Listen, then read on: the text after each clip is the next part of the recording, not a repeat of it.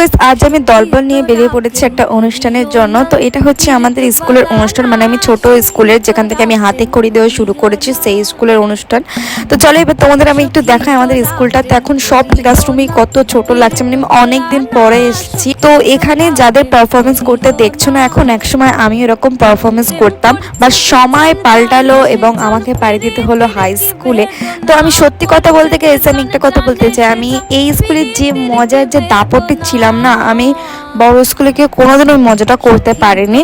তো এই স্কুলের স্মৃতিগুলো একদমই ভোলার না। তো তারপরে বসন্ত যেহেতু চালু হয়ে গেছে, তো বসন্তর জন্য একটা পারফরমেন্স হচ্ছিল। এখানে শুধু আজ আমি একলা ক্যামেরা নয়, অনেকে ক্যামেরা করছিল, জাস্ট তোমরা দেখো। তো এইভাবে দেখলাম, একটু মজা করলাম। তো গাইস এই বাচ্চাটা এখন এসছে আবৃত্তি শোনাতে, অয় অয় অয় চলে গেল রে। তো এইভাবে দেখলাম, একটু মজা করলাম, লাস্টে নাটক হলো এন্ড দেন তারপরে অনুষ্ঠানটা কমপ্লিট হলো। তো দেখা হবে এরকম নতুন ভিডিওর জন্য, ততক্ষণের জন্য টাটা।